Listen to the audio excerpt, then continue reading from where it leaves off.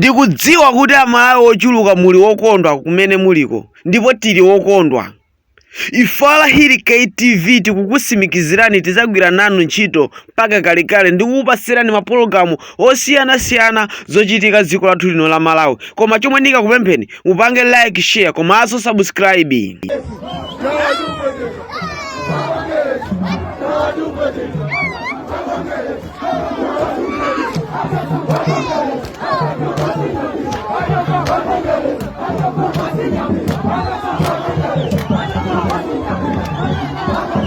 Nawenso iwe katupere muluzi dazi lako ukuti akubera chisankho chaberedwa ukuthandizira ndani? Ukuthandiza ndani?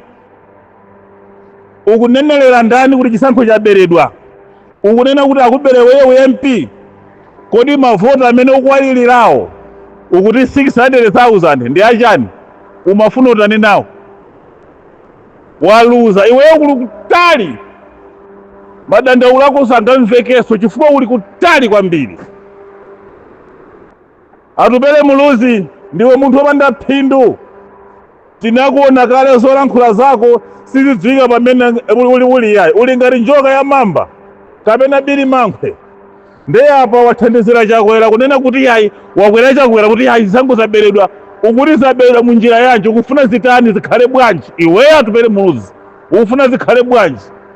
And atupere muluzi, let me ask, who do you think you are? People are just respecting you because of bambu wako abagiri muluzi. But you are just a foolish and useless boy. You cannot do anything. You are crying for the elections. For what position? You think this is Olympic whereby you take rewards for number 1, number 2, number 3. Even number 3 you are not even there.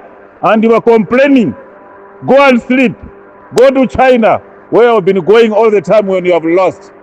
You had all believe and hope that Mui Najisago you have very muluzi. We told you, kumira wawoko. Ndiye kuchokera pa zimene adalengezazo zimachita kuonekeratu kuti amene ndimapikisana nawo His Excellency Professor Arthur Peter Mutharika wa Democratic Progressive Party anali atatsogola kotero kuti sangapezekenso. Ndiye zimaonetsa kuti amene apambane ndiwowa. Chifukwa cha chimenecho kamphindi kapitako leoni nayimbira foni ya Mutharika nkuwapatsa mafuno abwino chifukwa cha kupambana kwawo, nkuwafuniranso zabwino kuti mmene kodi iweyo munthu ndiwe president uli mboma ndiye kuzinena kuti akubera. Who has all the chances kuti ubere? Ndiwolamula. Akubera bwanji iweyo uli mboma ukulamula ndiye kuzinena akubera. Kodi zisankho zimene zayenderamo zikanakhala kuti ikutsogola ndi MCP mukananena kuti chiyani? Mukanakhala kuti ikutsogola ndi MCP inuya gulugunyinda MCP bwezi mukunena kuti chiyani? Mukanamanena kuti achisankho chaberedwa iye achisankho chapakidwa tampa chisankho chapakidwa zakuti. Ma results ameti kwaona pano pawa nda electoral commission. These results. And now, ladies and gentlemen, by the powers vested in me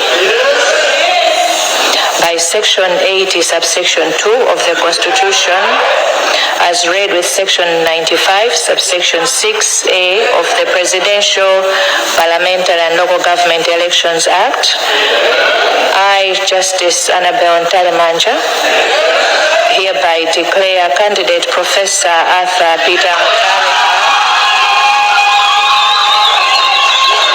Nthawi yonse timadziwa kunena kuti tikamavota akutsogola ngwakuti. Ngati DPP yabera yachita bwino kuberako yachitanso bwino kwambiri ndipo yaba pang'ono akanaba kwambiri chifukwa MCP atitopetsa. Palibe amene ali wokondwa ndi ulamuliro wa Malawi Congress Party watokoza lasi chakwera. Ngati abera chisankhochi, that's fine, that's very good, excellent, great job. We need thieves like that. We don't need you chakwera, pack and go. Ando upangira usenda usi. Tawe ya kwana. Kodi mamuna ru wanza ko mpashuru. Koma wi mamuna wi. Uyo chakwera mamuna. Iya nguvu sadi ni mamuna. Mamuna na kama ndo kodi ai.